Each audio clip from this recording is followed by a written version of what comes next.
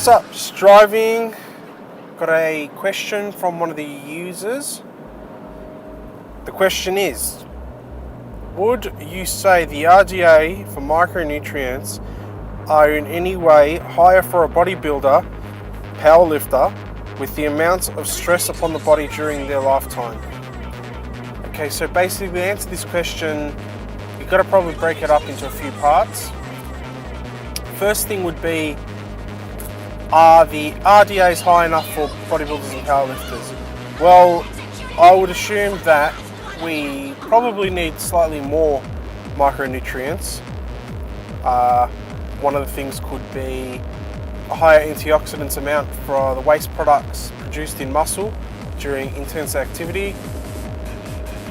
So, you know, the tearing of the muscle fibers they talk about when you lift, etc.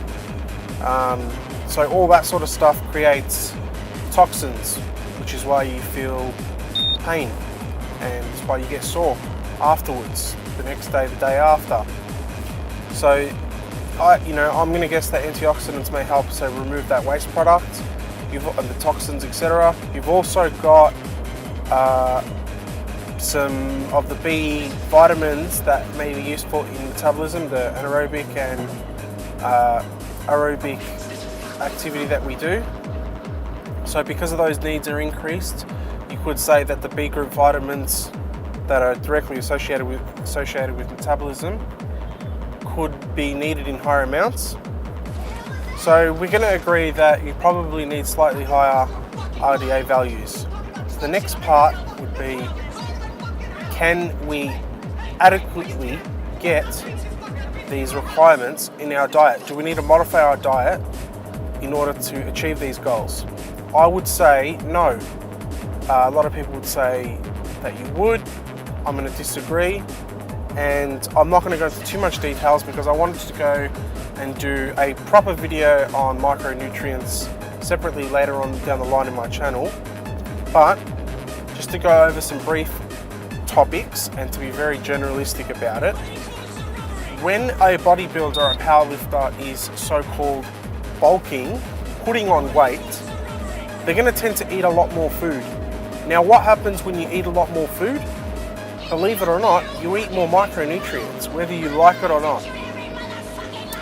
And the typical bodybuilding food has a lot of protein in it, and protein foods usually come with a shitload of micronutrients, and your micronutrient levels are going to be through the roof, just because purely based on the amount of food that you'll be eating. It's never going to be an issue when you're bulking. And then you go, okay, well, what about when you're cutting, when you're eating less food? Then it would be a problem, right? Wrong. Because when you eat less food, the type of food that you eat generally changes. Protein intake increases even more, and you start switching your carbohydrate intake to more fruits and vegetables because you're starving all the time, you want to keep yourself full. What do? You add in the vegetables and the fruits. Not because you want to, because you have to, otherwise you'll fucking starve. So what comes with the fruits and vegetables? Lots and lots of micronutrients. So in my opinion, either way you go on each of the spectrum, you're going to get adequate micronutrient intake. And I would think that it's never going to be a problem. If you can wait until I do the actual video on micronutrients, you'll see my point. For now, go and look up the micronutrient levels of one egg or 100 grams of chicken breast or 250 mils of milk, of full cream milk. Just something so basic as that would be consumed every day, without a doubt. Go and have a look at the RDA levels of that, and you'll see how high the micronutrients you'll be getting.